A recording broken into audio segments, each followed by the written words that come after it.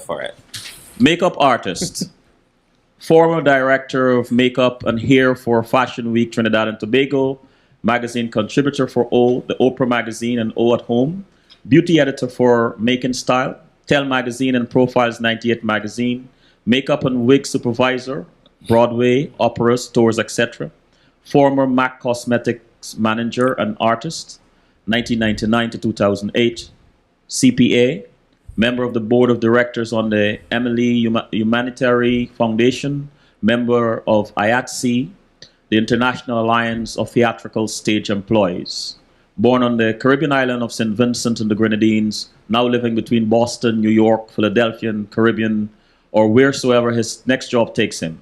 An eclectic mix of Black, East Indian, Carib, and Scottish, and having been exposed from childhood to a mix of cultures, foods, people, and appreciation of hard work and sacrifice, always giving 110% to what he does, has indeed made for a unique, funny, outgoing, and very charismatic individual. So we'll get started. We'll get started, Kirk. I mean, come on. As I read just now, you were born in St. Vincent and the Grenadines. I was born in the beautiful archipelago of islands known as St. Vincent and the Grenadines. What does being Caribbean and Vincentian mean to you? Being Vincentian means that I am from a culture that is sea, sun, and people. Mm-hmm. And we are a people who are funny and we love to laugh. And I mean, at least that is what the family I grew up in taught me. And Vincentians are very hardworking and we endure.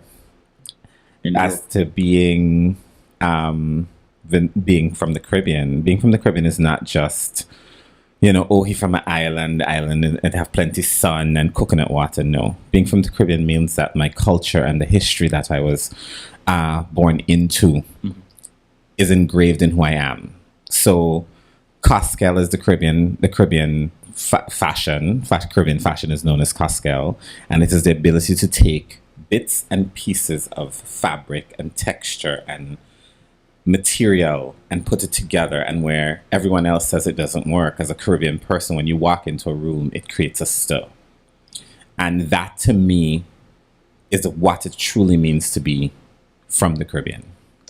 Can you give us a glimpse into your life as a 9-year-old, a 16-year-old, and who you became at 21?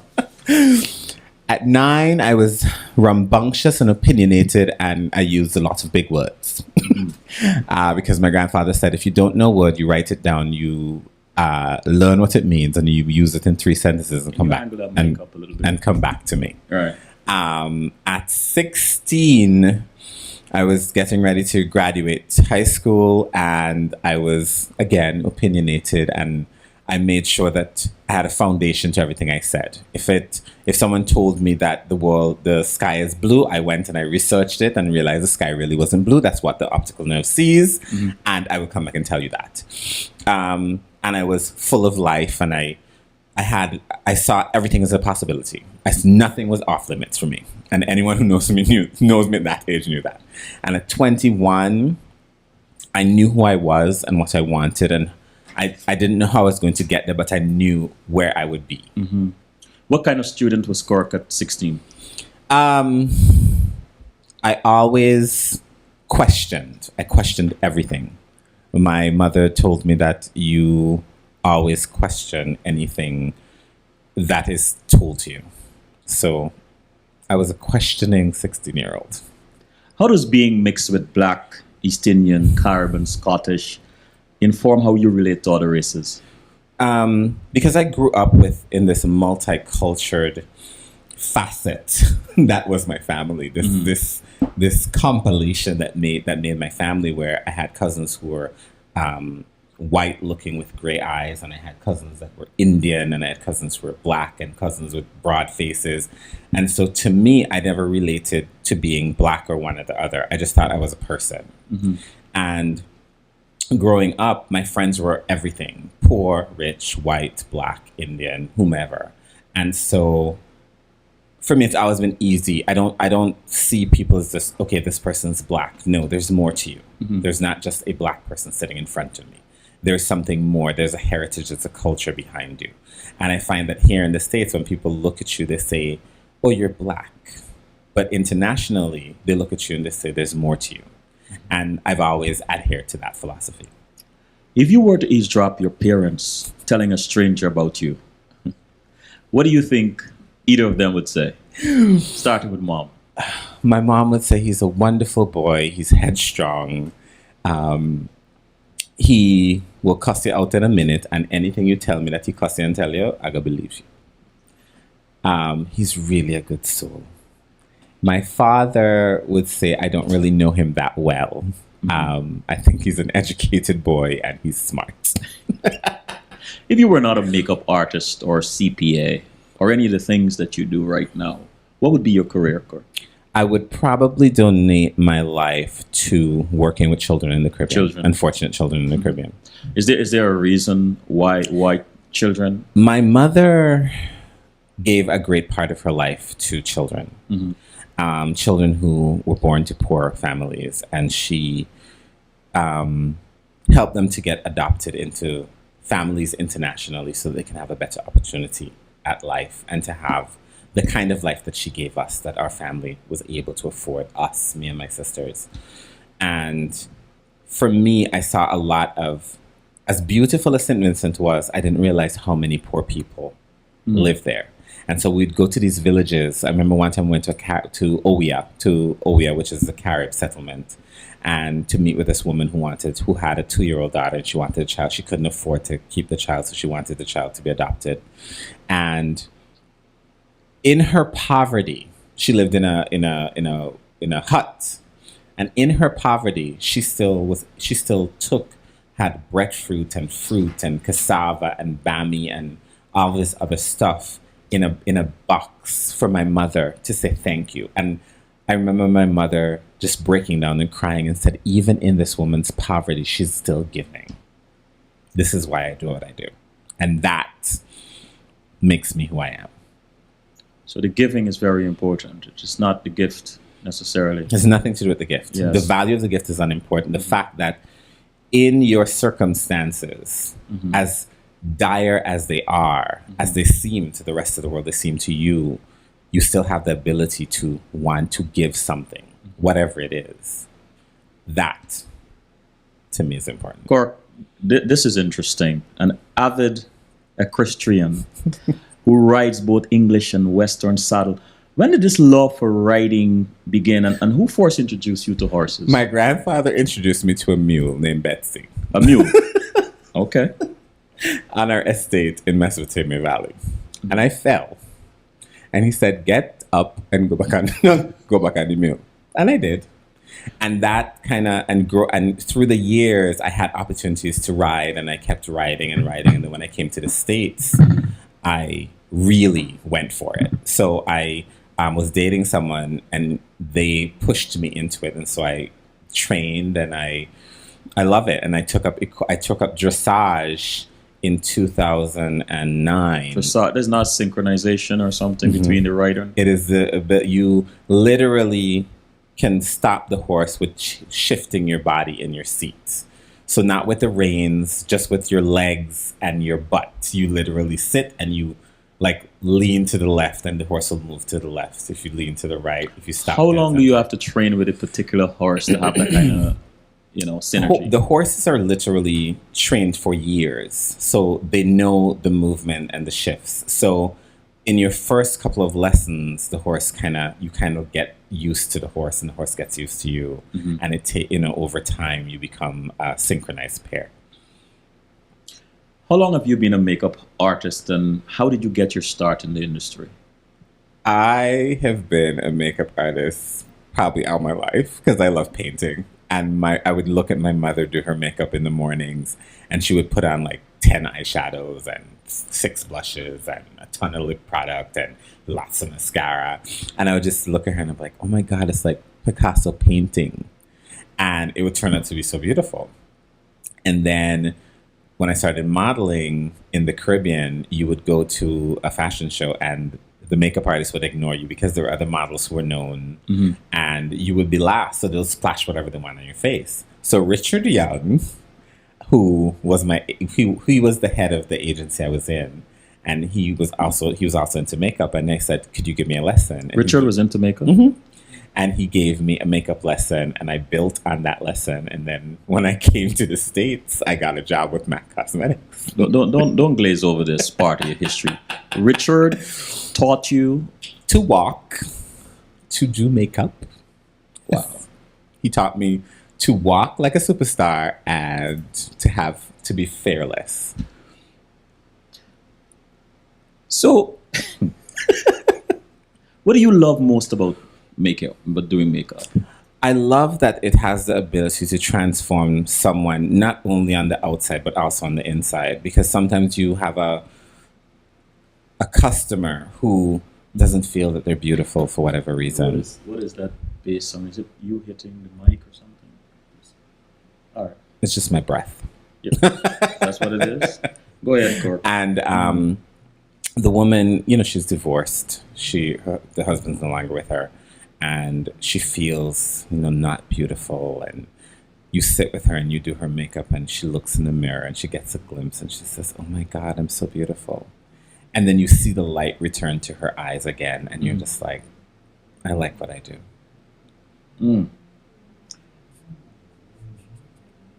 What is being Caribbean? Or let me leave that for later. Let me leave that for later.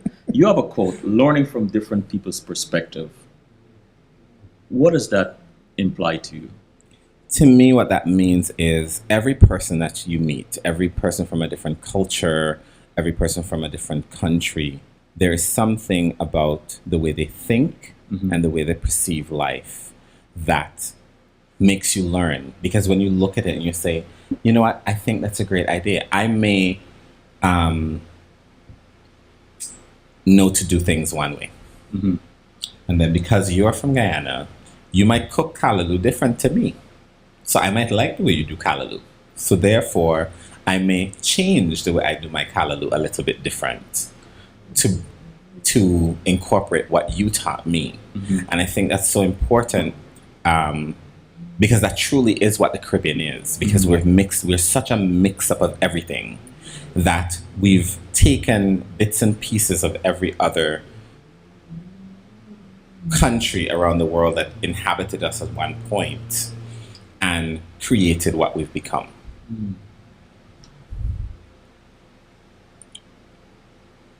How would you describe your signature look? And what is it about your style that sets you apart from other makeup artists? I don't really, do I have a signature look? I probably do. I mean, most people say, oh yeah, Kirk did that. I don't really see it that way. I just do my job. I do what I'm being paid for, and I'm being paid to make someone beautiful and to make them feel comfortable before a shoot, before an interview, before whatever it is. So my job is to make them as calm as possible, so that when they go out, they are for me being a makeup artist and not just doing makeup. I have to be a psychiatrist, and I have to be a best friend, and and it's all about being very social and being personable. And give us an example of a situation like that. I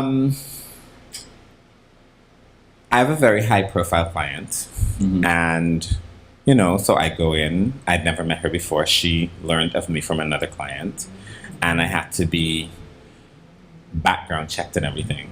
And I went in, I smiled, I said, "Good afternoon." And she said, "Good afternoon." And she said, "Well, let's start." And I started, and, she seemed a little nervous. And I said, "Girl, there's nothing to worry about." And she says, "Where are you from?" I said, "I'm from the Caribbean." And we started talking about the Caribbean and the beaches and, just started talking. She said, "Oh, she'd gone for vacation a couple of times." And I was like, "Oh, you didn't go to no real Caribbean," because she went to the British Virgin Islands, the U.S. Virgin Islands. So I say, "Oh, they're the real Caribbean. You need to go down south where you could get real food." And we started laughing, and it became a really joyous atmosphere. And at the end of it, she said to me, "Thank you so much. I was so nervous. Now the nerves are gone." And so, that really for me is what it means to do what I do. You have been a model. But you're a makeup artist. Do photographers ask you to get in front of the lens? A few of them have over the years. I think now that I've gotten old and I put on a little bit more weight, I'm not as well. I lie. I like taking a good picture every now and then. I mean, I lie, but once in a while, like Don Thompson always and Kieran Riley forever, no matter what I'm doing. Kieran Riley, who's a Trinidadian photographer, one of the best, he will always like shoot me, and I was like, Kieran, don't take no pictures of me, and he'd be like, okay. You know, and Don does the same thing. And a lot of other photographers, there's this guy, Peter Chin, he does the same. He's Jamaican. Why do you think that is so? I don't know.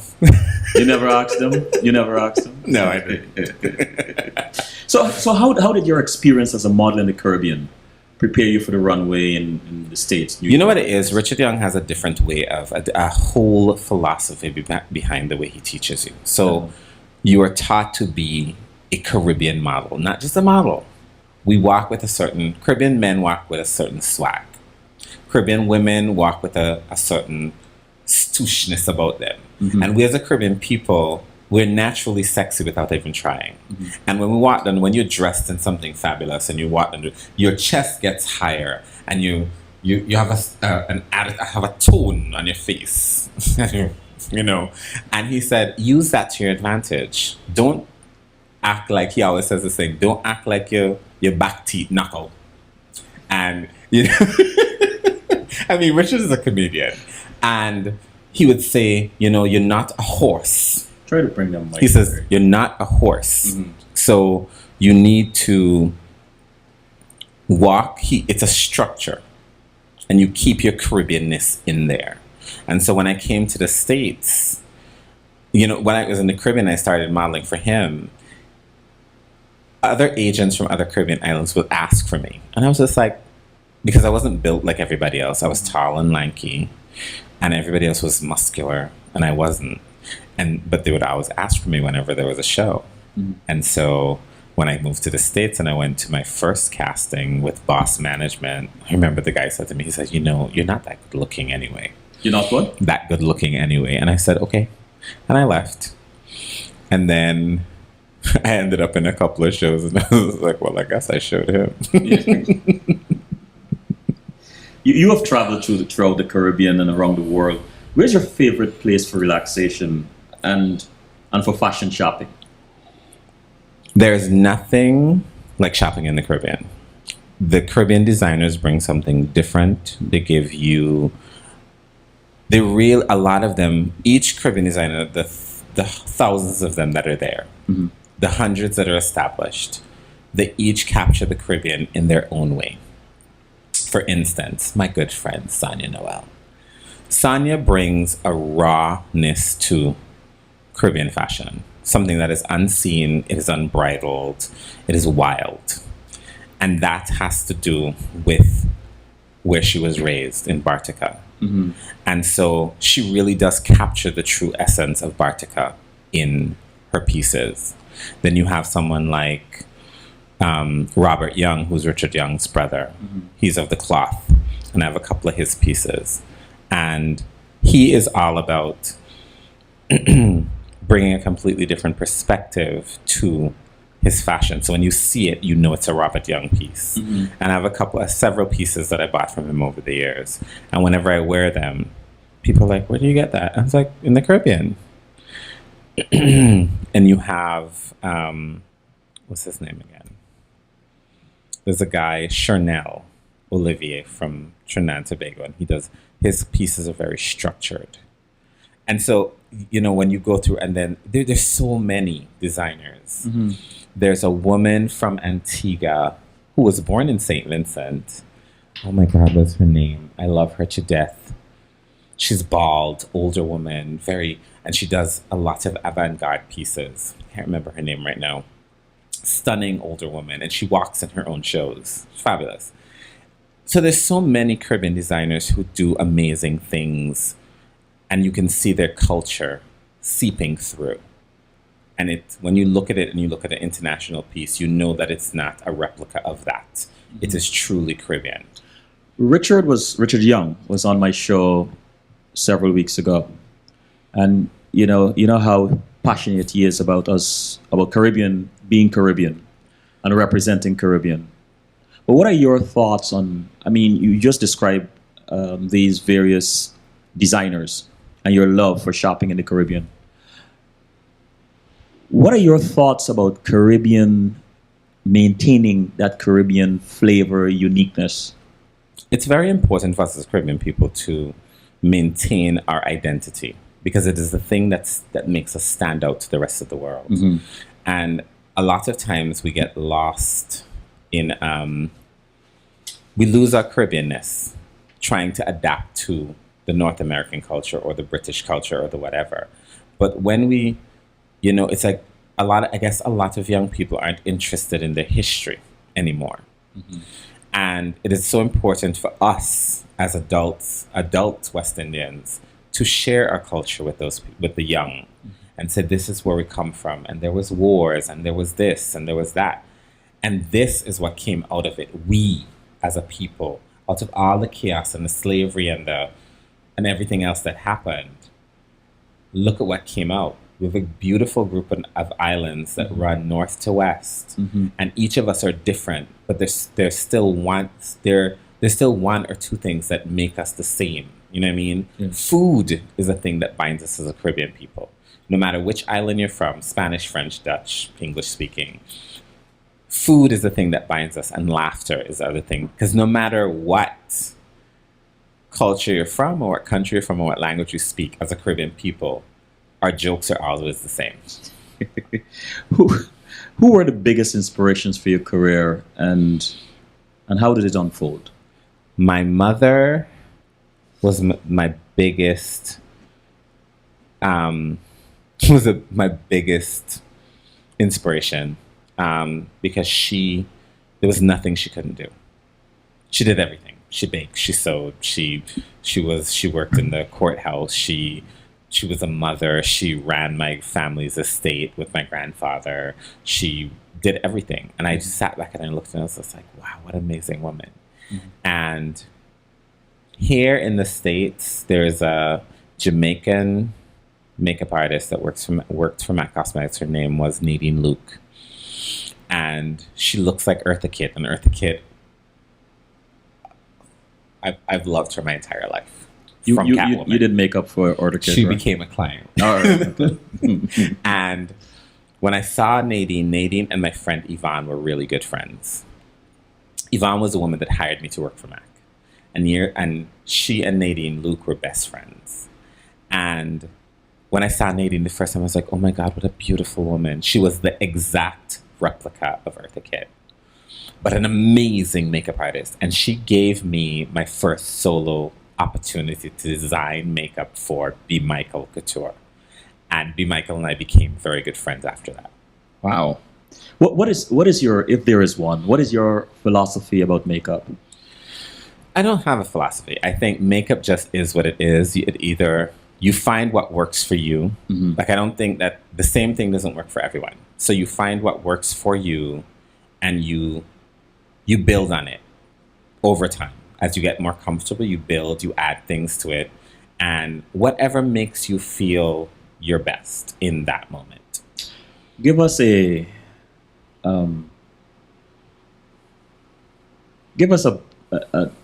I don't want to use the word bad, but give us an experience that made you think, oh my God, what have I done?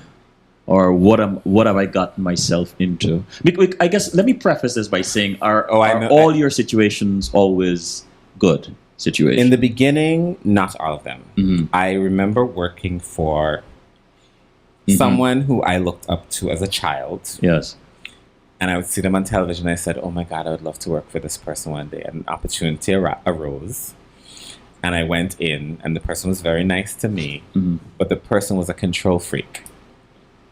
And the person would say yes to everything that's done, and then go behind the wall and be like, oh, I hate it. Get rid of it. Rah, rah, rah, rah. And when I realized that, it broke my heart. It broke my heart because I really looked up to this person. And they didn't hate my work. They hated the person that was working with me, who was the designer. And they were designing the hair. I was designing the makeup. And they fired the person who brought me into the project and said, we can't deal with her, but we love your work, so we'll keep you. And I said, no, out of precedent, I cannot work for you. And I walked away. And it really, to this day, it still hurts me. How important is that kind of loyalty to you? It's very important because that is how I was raised. I was raised that if an opportunity is brought to you by someone, and in the midst of that, of the maturation of that relationship in this situation, they want to get rid of that person that brought you in, you cannot stay. Because if you do, your relationship with that person will never be the same. Who are some people who've inspired you along the way? Richard Young is a huge inspiration in my life. Huge. He was my first major, because I saw this man as a mammoth among men. Like, he approached fashion very differently. He looked at modeling very differently. He looked at the Caribbean very differently than anyone I had ever known in my life. My grandfather, Claude Cambridge, was huge. Him and my grandmother, Mary, were huge in the business.